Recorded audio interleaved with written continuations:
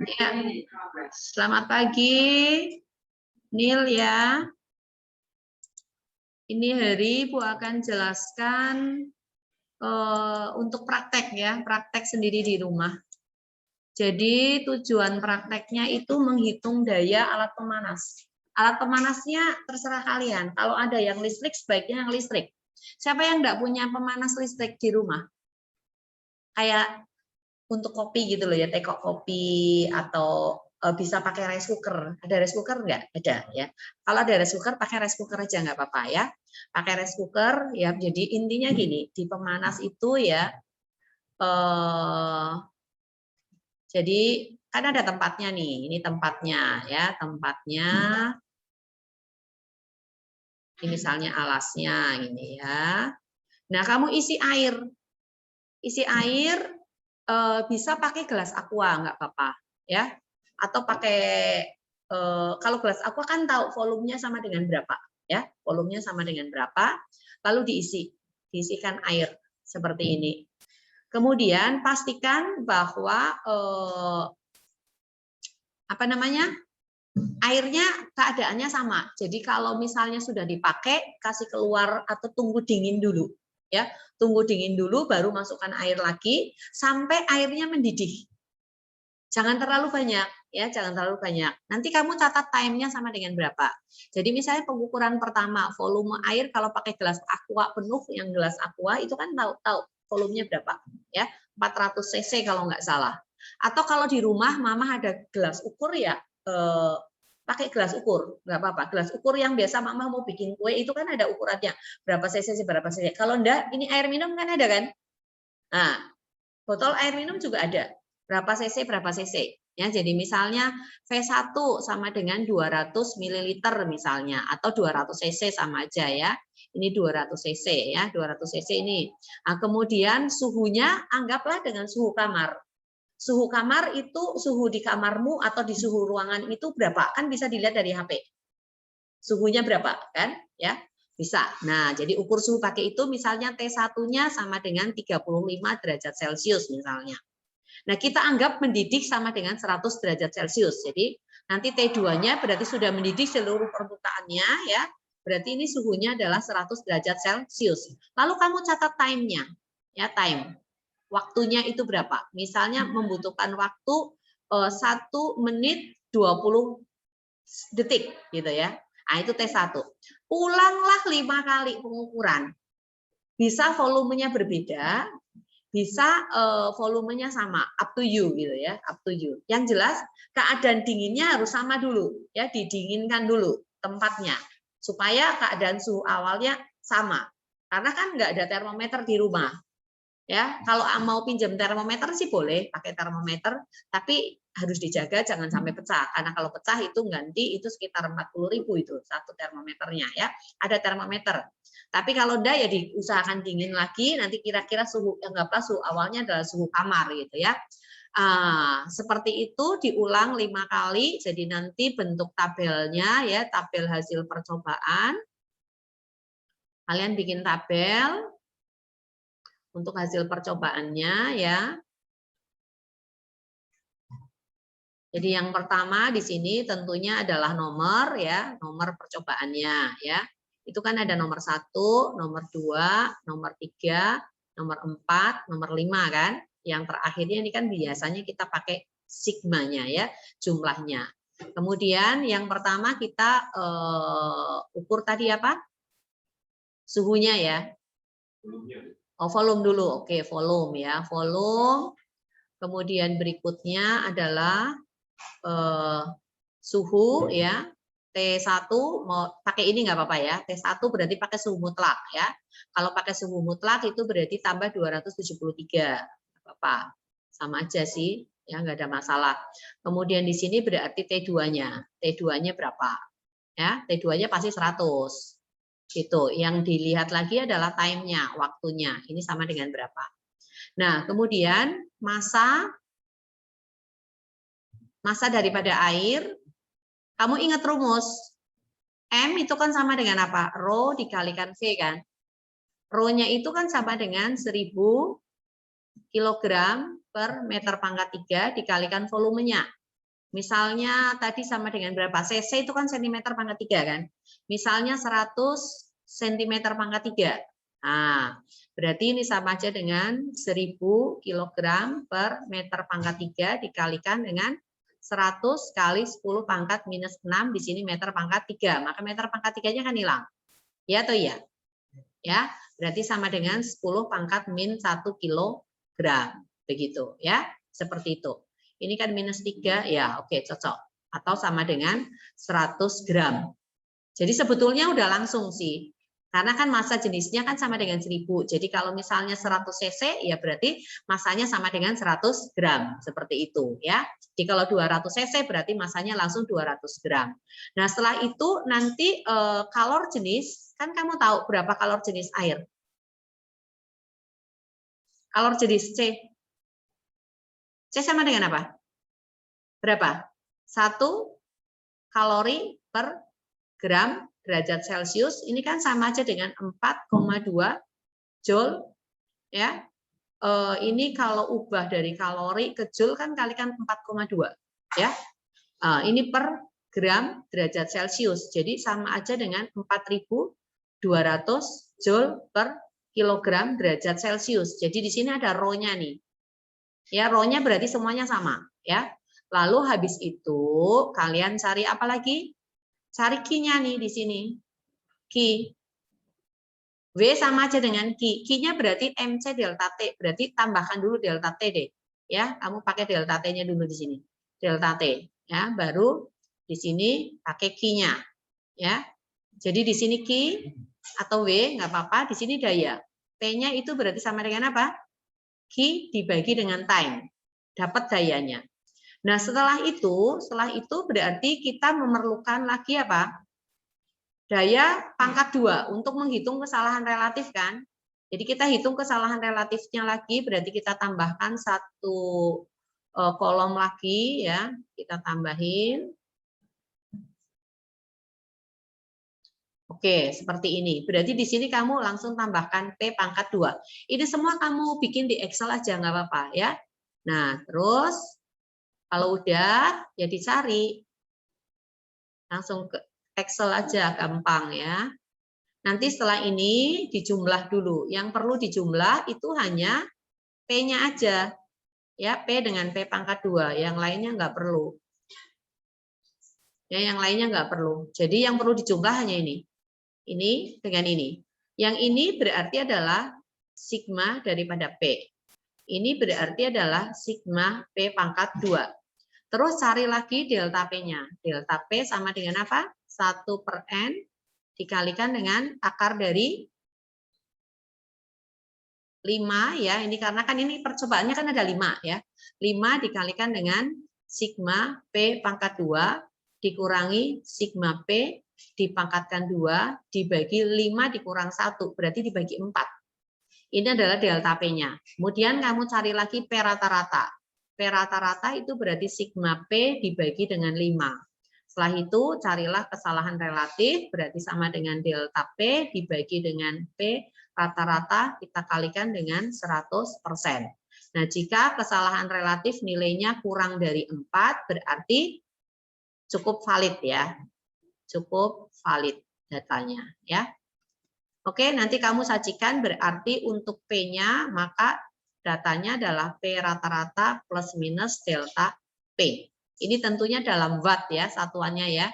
Yang ini dalam watt, yang ini dalam joule. Jadi time-nya nanti diubah semua ke dalam detik. Sama dengan berapa detik. Kan ada HP ya, jadi nggak perlu pakai stopwatch, stopwatch-nya pakai stopwatch HP aja. Oke? Ada pertanyaan sampai di sini? Pokoknya sampai mendidih kita anggap 100 derajat karena kan kamu nggak ada termometer gitu ya. Sampai mendidih jadi kita anggap dalam suhu normal, tekanannya normal, artinya tekanan 1 atmosfer dalam SPT ya. Kalau di kimia itu berarti tekanan 1 atmosfer suhu kamar ya. Mendidih itu sama dengan 100 derajat. Ya, seperti itu. Oke, ada pertanyaan? Air dari volume. Ya, langsung lah, misalnya volumenya di sini sama dengan 100 ml. Ini langsung sama dengan 100 gram. Tapi kamu ubah ke kilogram. Jadi kalau di sini kita dalam kilogram, tadi kan kita udah hitung ya. Ini berarti sama dengan 0,1. Jadi kalau di sini 200, nah ini satuannya jangan disimpan di sini, satuannya disimpan di atas saja supaya ini semuanya angka ya. Ini 100, di sini dalam mililiter kan, ya. Langsung aja berarti ini sama dengan 0,2 kilo. Kalau ini 300 berarti ini 0,3. Kalau ini 400 misalnya berarti ini 0,4. Lalu di sini 500 berarti ini 0,5. Nanti delta T-nya berarti T2 dikurangi T1. Sama sih harusnya ya. Tapi ya kamu lihat lagi kalau misalnya nggak sama, kalau ada termometer sih kita bisa ukur gitu. Seperti itu. Jadi kalau enggak gini, diisi air lagi tapi atau didinginkan dulu lah, dinginkan dulu, diisi air sekitar 10 menit baru bikin lagi, 10 menit baru bikin lagi. Sebaiknya sih menggunakan alat ukur listrik ya, alat pemanas listrik supaya apa? Voltasenya sama, dayanya sama. Kalau kita menggunakan kompor itu kan biasa panasnya kan nggak sama. Pas nyalain pertama, nyalain kedua, nyalain ketiga itu kan beda. Kecuali kalau kamu menggunakan kompor listrik, boleh nggak apa-apa. Kalau pakai kompor listrik berarti di watt tertentu ya, kan ada setelannya itu kalau kompor listrik seperti itu ya. Nggak apa-apa. Jadi tujuannya itu adalah menentukan daya dari pemanas gitu. Ya. Oke, jelas? Ya, kalau udah jelas, Ibu akan clear ini ya. Ya. Nah, sekarang Ibu akan materi yang akan keluar di ujian semester ya. Di ujian semester itu materinya ada 30 nomor PG ya, soalnya ini jumlah soalnya. Nah, ini poinnya adalah 2. Jadi 30 dikalikan dengan 2, berarti ada 60 poin. Kemudian IC 3 nomor. IC 3 nomor ya nanti poinnya masing-masing akan berbeda. Yang nomor 1 poinnya kalau nggak salah 15, nomor 2 10, yang nomor 3 15. Jadi tingkat kesulitannya pasti berbeda ya. Seperti itu. Kemudian materinya dari bab 1 itu ini untuk bab 1 itu arus arah. Arus searah. Di arus searah itu ada jembatan Wheatstone ada keluar ya. Jembatan Wheatstone keluar, kemudian rangkaian ini kamu ingat kembali yang satu loop.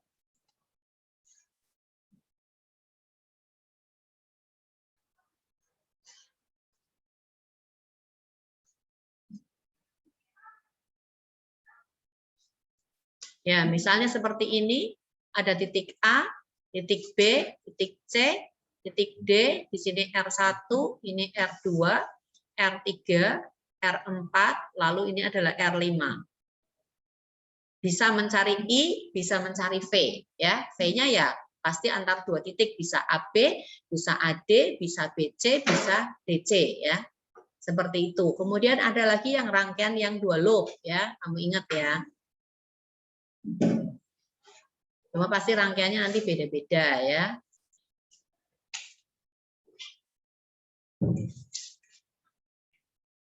Misalnya gini. Ya, seperti ini. Misalnya sini R1, R2, R3, R4, lalu R5, lalu R6 ya. Nah, ada titik A, titik B, titik C, titik D, titik E, titik F. Apa-apa aja yang mungkin ditanyakan. Bisa ditanyakan arus yang mengalir di R1, atau arus yang mengalir di R4, atau arus mengalir di R5, atau R6. Kalau R4, 6 kan sama aja. Lalu bisa juga V antara titik A dan F, atau VAB, atau VBE, atau VCD, atau apa. Jadi ada 3 macam soal di situ. Tapi bisa juga misalnya arusnya mengalir selama berapa detik gitu ya, dicari berapa energinya yang di sini boleh, nggak ada masalah. Kisaran tentang ini ya, tentang arus arah itu. Nah, kemudian bab 2 apa bab 2? Bab 2 listrik statis ya, listrik statis. Listrik statis itu ada gaya kolom. Ini ya, misalnya ini positif, ini negatif. Di mana yang gayanya sama dengan 0 atau kuat medannya sama dengan 0, atau misalnya lagi di sini ada muatan lagi positif. Ini Q1, ini Q2, lalu ini Q3. Tentukan gaya pada Q3 gitu ya. Seperti itu. Lalu mungkin lagi yang bandul itu ya, yang bandul.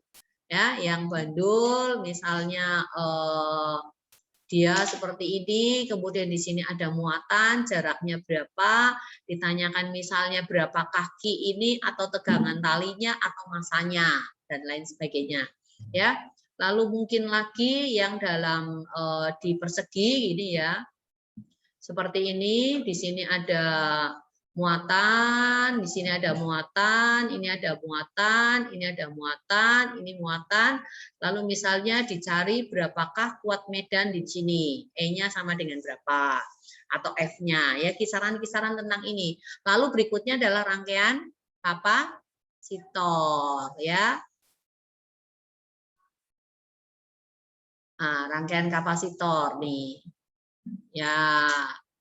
Ini keluar. Nanti mungkin kapasitor penggantinya berapa, kemudian atau energi pada masing-masing kapasitor, atau jumlah muatan yang tersimpan pada kapasitor, itu juga keluar. Jadi kan 30 nomor tuh, 30 nomor ya paling banyak 5 nomor satu itu. Yang bab 1, bab 2, bab 3 kelihatannya seperti itu, ya. Kemudian berikutnya lagi apa? Kemagnetan ya. Kemagnetan. Itu kan ada B ya. B dikawat lurus. Apa rumusnya B dikawat lurus? Mu0I dibagi dengan 2pi A. Lalu pada solenoida apa B-nya? Mu0I N per L ya. Nah, nanti kamu ingat, ini untuk yang B di pusat. Kalau B di ujung sama dengan mu0I N dibagi dengan 2L ya. Lalu ada lagi kawat melingkar. Kalau kawat melingkar berarti B-nya sama dengan apa? B di pusat sama dengan mu0I dibagi dengan 2A. A-nya itu adalah jadi-jadi ya. Kemudian di toroida. Mu B di pusat ini untuk toroida. Ini ya. Nah, itu sama dengan apa? mu0 IN dibagi dengan 2pi A ya. Itu ingat ya, mudah-mudahan Ibu tidak salah ingat ini ya. Ini B-nya pasti masuk semua. Jadi misalnya kawat lurus nih. Satunya ke sana lalu ada titik di sini. P titik Q lalu ini titik R ya. Berapa? Nah, misalnya kalau ada ini misalnya ini jaraknya adalah 26 cm. Lalu ada titik di sini, ini jaraknya 10 cm. Yang di sini prosesnya seperti ini. Nah, berarti ini tegak lurus nih kalau begini ya. Tegak lurus berarti ini 24 cm. Jadi B di sini, B di titik misalnya K ya, B di titik K itu tidak sama dengan B1 ditambah dengan B2 enggak. Ini kita harus menggunakan apa? Menggunakan Pitagoras ya. Menggunakan Pitagoras karena ini kan tegak lurus. Oh, ini ke sini nih. Ini B1-nya. B2-nya arahnya ke sini. Ini B2-nya. Ya. Jadi ini adalah B1, yang ini adalah B2, ini adalah I1, yang ini adalah I2. Bukan masuknya masuk langsung masuk seperti biasa, enggak, beda ya. Lain yang di sini. Kalau untuk yang di sini ini B1-nya masuk, B2-nya juga masuk kan? Ya atau ya? Ya. Yang ini boleh digambarkan seperti ini, cuman kalau di sini enggak bisa. Ya, harus seperti itu. Itu induksi magnet ya, kemagnetan masuk BB semua. Kemudian gaya Lorentz ya, F Lorentz, gaya Lorentz juga masuk ya. Gaya Lorentz rumusnya apa? Kalau misalnya ada dua buah kawat, satu mengalir ke sana, satu mengalir ke sini ya. Jadi sebutlah ini adalah B1 I1, yang ini adalah I2. Berarti B1 arahnya kemana? Masuk ya. B2 arahnya masuk juga ya? Masuk juga kan? Lalu gayanya, gaya interaksinya, Lorentz-nya masuk, naik kemana? Yuk.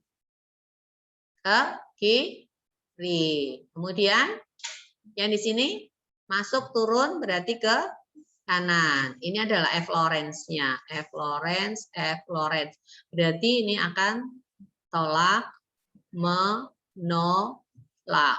Jadi F per L-nya sama dengan mu 0 I1 I2 dibagi dengan 2 pi A ya. Hanya itu jarak antaranya seperti itu. Nah, bisa lagi nanti misalnya yang ini. Arusnya I1 kemudian berikutnya di sini ada kawat lagi nih ya. Pasti keluar ini. Nah, seperti ini. Kawatnya di sini adalah kawat A, B, C, D gitu ya. Ditanyakan, yang ditanyakan kemungkinan adalah F, A, B, C, D. F, A, B, C, D. Yang jelas untuk yang ini dengan ini saling menghilangkan, nggak ada kan ya. Ini B-nya masuk nih, B1-nya masuk, ini juga masuk ke sana. Kemudian dia akan tarik-menarik atau tolak-menolak. Kalau arusnya arahnya ke sana, masuk berarti bagaimana itu? Di sini kan naik, masuk berarti arah gaya Lorentz-nya kemana? Ke sumbu X negatif atau positif? Negatif ya. Yang di sini berarti ke sumbu X positif ya. Berarti yang ini dikurangi ini, itu aja. Nah, perlu diingat lagi jaraknya ya. Ini. Yang ini berarti jaraknya beda-beda tuh. Nah, seperti ini ya. Ini berarti panjang kawatnya itu yang ini ya, panjang kawatnya. Jadi ini adalah A1 A D, kemudian sini A B C seperti itu. Ya, kemudian yang di GGL induksi oh iya, yang di kapasitor, kalau kapasitornya itu masuk ke dalam bahan di elektrik, sama dengan kapasitas kapasitornya sama dengan apa? Yang di kapasitor tadi. C dalam bahan itu sama dengan C0 dibagi dengan atau dikali ER ya. Per ER kalau nggak salah ingat ya. Nanti kamu coba cek lagi ya. Ya, coba cek lagi. Terus lagi apa lagi? Masuk lagi itu Lorentz yang diinduksi GGL induksi masuk gitu ya. Apa rumusnya GGL induksi? E sama dengan min d flux per dt atau E sama dengan L di per dt. Ini juga bisa sama dengan D flux per dt ya, per dt minus ya. Itu ini masuk juga. Terus mencari kuat arus. Kuat arus itu sama dengan apa? Yang rangkaian gini loh. Kemudian di sini ada kawat yang bisa bergerak. Lalu misalnya medan magnetnya seperti ini.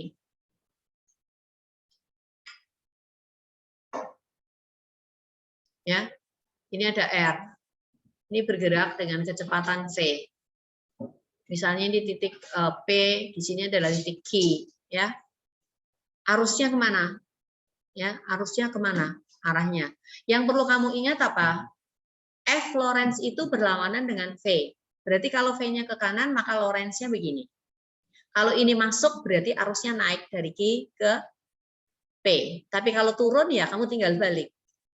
Ya, balik. Tapi baliknya ini tetap ke sana. Apa namanya, F-nya tetap ke sana. Oh, ini tinggal balik seperti ini ya, tinggal balik begini. Kalau keluar bidang kertas P-nya berarti arusnya berarti turun seperti itu ya, dari Q ke P gitu. Jadi kalau misalnya cross itu keluar bidang kertas, kalau dot itu masuk ya, tergantung nanti ya. Apalagi ya? Habis itu ya rangkaian RLC ya. Setelah ini kan rangkaian RLC toh, ya udah. IC-nya itu rangkaian RLC sama trafo. Trafo ya, trafo terus satunya apa lagi ya? Ada 3 nomor loh. RLC trafo yang jelas itu. Yang satu nomornya itu lupa, kayaknya trafo 22 deh. Atau yang satunya GGL induksi. Satunya. Itu. Ada pertanyaan yang lain apa, yang bagian mana yang kalian masih pusing? Yang mana? Nggak ada. Kalau nggak ada, Ibu stop di sini ini supaya bisa di-convert. Ada yang mau ditanyakan enggak? Kalau ada yang mau ditanyakan, boleh ditanyakan loh.